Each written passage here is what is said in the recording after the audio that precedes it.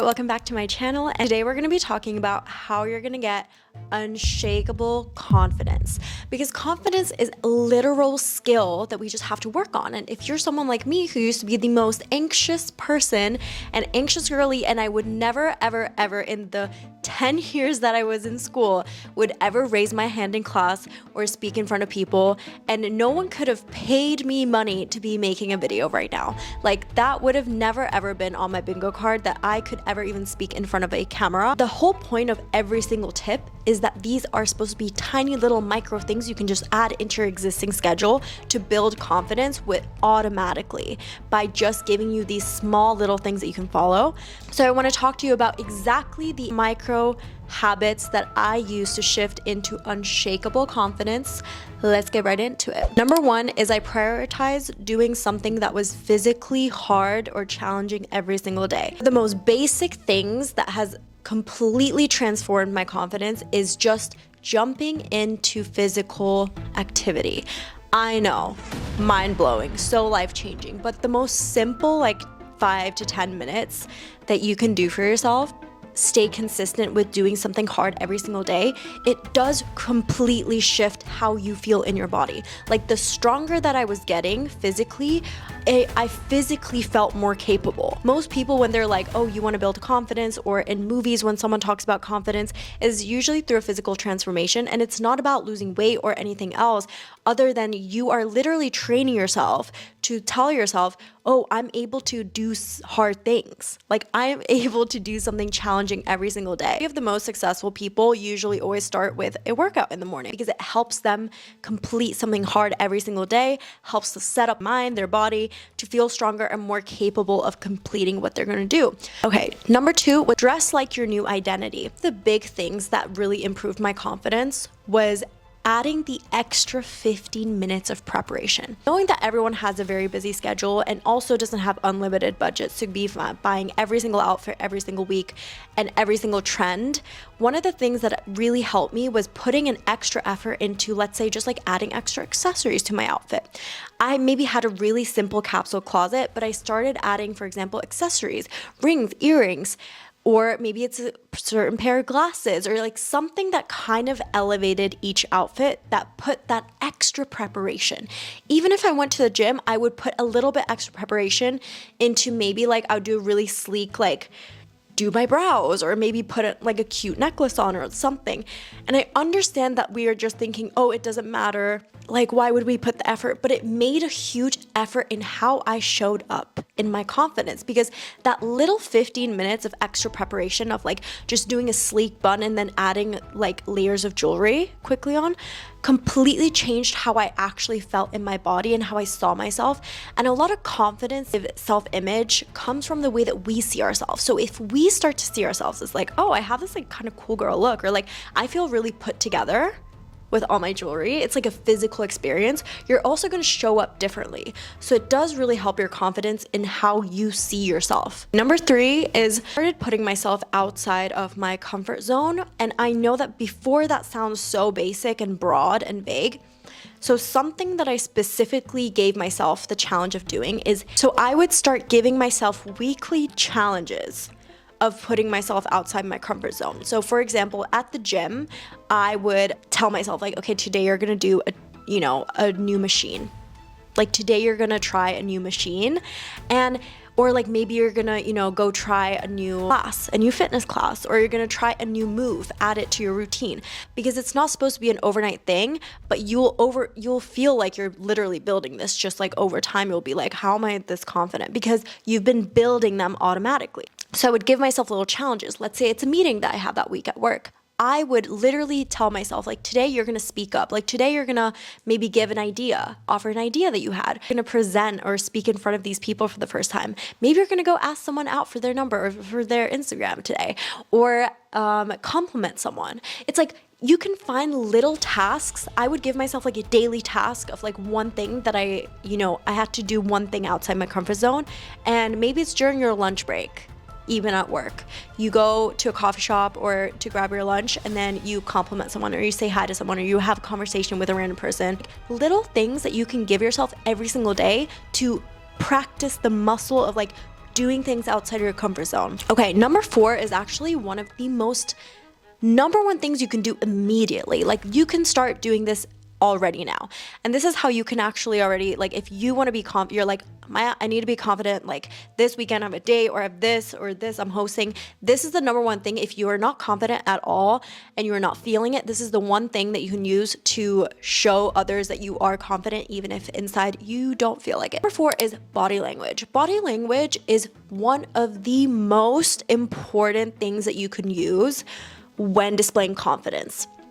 If I'm sitting like this versus sitting like this, your body language tells you everything. If someone's going around looking at their phone, I noticed at the gym, I was always looking kind of down my phone and kind of like avoiding being seen, which I feel like is like a very common experience. You're like, I just want to work out. But I really would use those types of things every single week. So I would practice being like, okay, while you go to the gym today, when you walk from this to this, don't look at your phone. Like, I would start practicing body language and open body language because that is more inviting, it's more confident. And a very key thing is confident body language looks open. You are looking around, you are taking your time, and slower. If you think of any movie montage where they're showing like this cool, confident, sexy person, they always do it in what? Slow motion. Slow is where it's like attractive and like taking their time, and they don't care if they're being perceived and seen. And I know it's extremely uncomfortable in the beginning when you're not used to it, but you want to literally take your time, like slow down the movements like slightly and just see how it feels. Like, see, like you'll probably realize like, am I feeling perceived? Like, is someone looking at me? But it's like sitting in that feeling and realizing like, oh, you know, it's like, it's so in your head.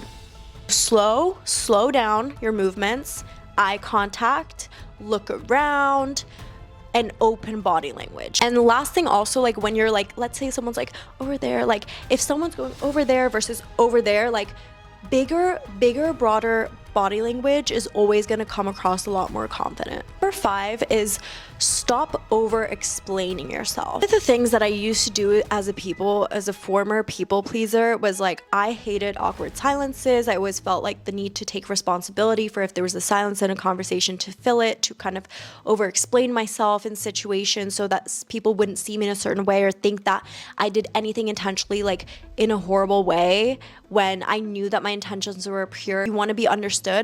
One of the things is when you over explain yourself, people respect you a bit less. And I think for women, this is a lot harder because it's kind of like taught to us in such a young age to be like, sorry, and like, I'm so sorry to be like, you know, in your way, and like, sorry if this is an inconvenience, constantly apologizing, trying to make everything sound super nice. Remember that you set how people get to treat you. How you communicate is very telling of how you feel about yourself. So, number 6 is detaching from your old narrative.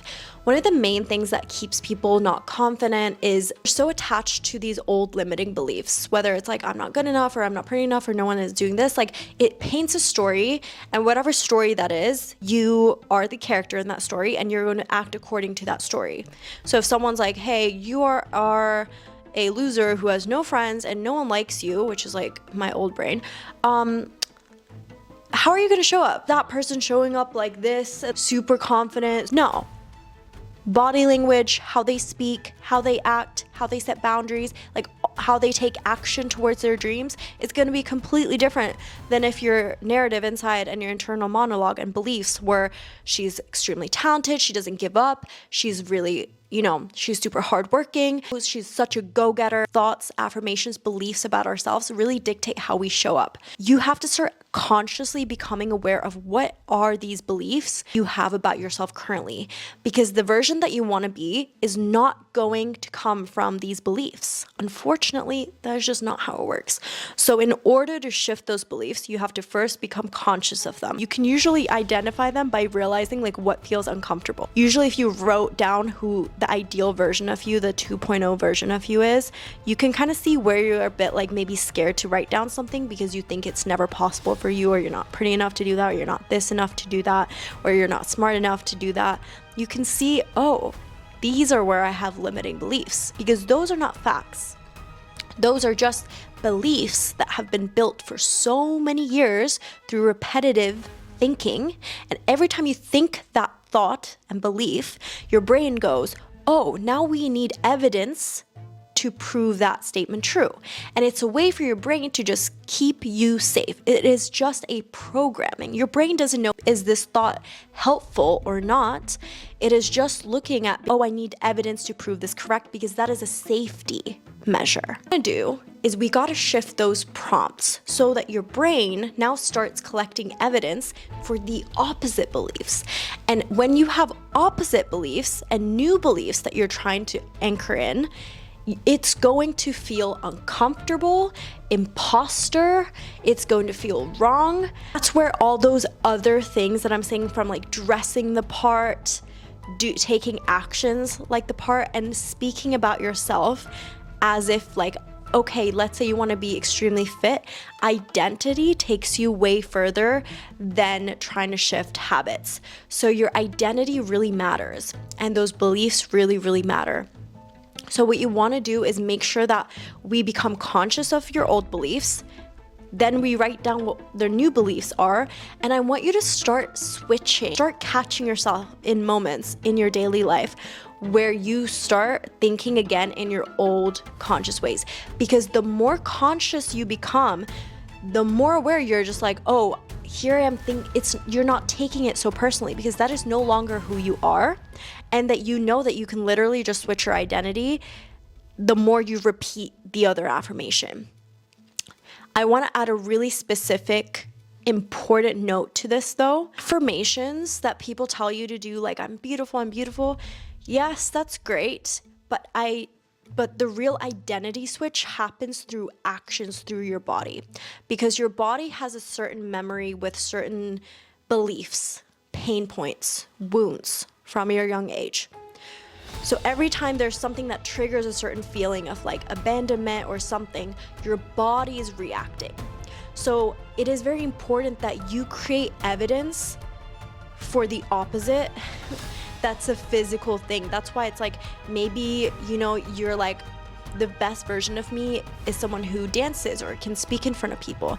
Then it's something that you would want to start doing and taking action on, because now that you're saying the new belief, but you're also doing it, is what forms that strong new belief, because you're aligning the identity with the belief. Remember that confidence is something that you do truly practice over time, and confidence is a lot of just self-trust. It's the same way as in the gym you're building something. Reps are everything. Confidence is also just about reps. It's the confidence of knowing it's not, oh, I can do this perfectly. It's knowing I am able to handle it. There's a level of confidence. It's not about perfection. It's not about talent. It's about resilience and being able to handle something. And the one thing you can build that is the same way as if you think about building a muscle. Is like, how do you build muscle that is stronger and capable of going through a lot of, difficult physical challenges and restrain? Through reps. You have to train the muscle. You have to rep the muscle. It's not about, oh, I need to succeed this many times. It's about like, how many times are you trying, putting yourself out there, speaking, if that's like your goal, you want to be more confident at speaking. Like, the more reps you get in, the more confident you will get. All right, so thank you for watching my video, and if you liked it, subscribe and like and comment anything that you from this video, anything you loved, and I cannot wait to see you again in the next video.